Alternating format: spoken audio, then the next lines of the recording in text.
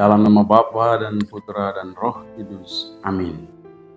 Selamat hari Minggu, Shalom umat beriman yang terkasih. Saat ini kita telah memasuki Minggu Prapaskah yang pertama. Bacaan-bacaan yang kita dengar pada saat ini hendak mengingatkan kita akan salah satu hal yang sangat penting bagi kita umat beriman dalam kita melaksanakan pantang dan puasa.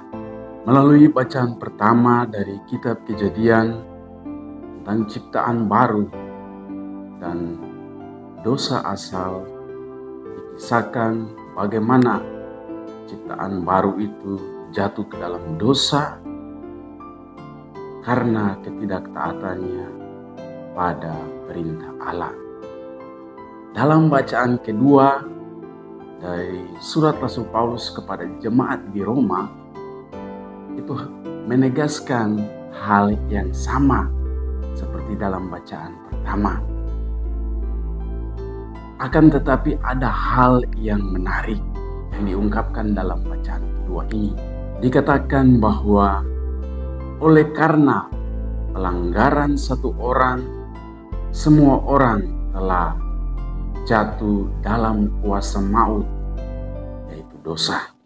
Tetapi kasih karunia Allah, anugerah Allah jauh lebih besar dan dilimpahkannya atas semua orang melalui Yesus Kristus. Maka ketidaktaatan ciptaan pertama yang menjadikan kita semua orang berdosa telah ditebus oleh satu orang, yaitu Yesus Kristus Putra Allah. Dan kita semua menjadi orang-orang benar dan diselamatkan. Dalam bacaan Injil, Santo Matius memperlihatkan kepada kita salah satu jalan yang ditempuh oleh Tuhan Yesus untuk menyelamatkan kita orang-orang berdosa, yaitu dengan berpuasa selama 40 hari.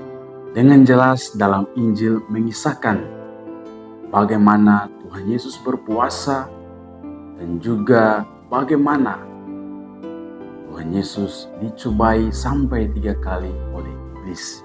Namun karena hasilnya nihil, iblis pun meninggalkan Tuhan Yesus seorang diri.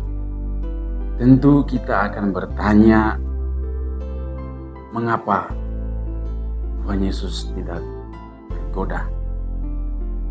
Alasan dasar yang perlu kita ketahui yaitu karena ketaatannya pada kehendak Bapa itulah yang membebaskan Tuhan Yesus dari kuasa iblis. Bapak, Ibu, Saudara-saudari yang terkasih, jangan kita lupa bahwa masa puasa selama 40 hari ini dibuat karena kita mengikuti teladan Tuhan Yesus. Maka 40 hari itu menjadi suatu kesempatan bagi kita semua umat beriman untuk mempersatukan sedikit pengorbanan kita dengan pengorbanan Tuhan Yesus disalib, dan juga sebagai sili atas dosa-dosa kita. Tentu kita akan bertanya, bagaimana caranya? Apa yang akan saya pantangkan selama masa Prapaskah ini? Ada beragam jenis pantang yang bisa kita buat di dalam masa Prapaskah ini. Misalnya kita mengurangi hal-hal yang kita sukai dan juga menjauhkan diri kita dari hal-hal yang negatif dalam tindakan, dalam tutur kata, dan pergaulan-pergaulan kita. Misalnya berjam-jam atau seharian kita suka untuk bermain handphone, scrolling TikTok, internetan, atau lain sebagainya. Mungkin dalam masa Prapaskah ini kita membatasi diri untuk misalnya hanya sejam kita melakukan hal-hal itu. Dan kita juga membatasi diri kita untuk berpikiran jahat kepada orang lain, menceritakan kelemahan, keburukan orang lain, dan lebih daripada itu, kita mengarahkan hati kita kepada Tuhan. Tentu niat baik kita dalam masa Prapaskah ini bisa saja terwujud bila kita taat. Ketaatan itu menjadi satu hal yang penting bagi kita, dan harus kita sadari bahwa ketaatan itu sulit. Tapi jika kita taat, saya taat, dan Anda taat, maka cahaya Tuhan itu akan menyinari kita semua.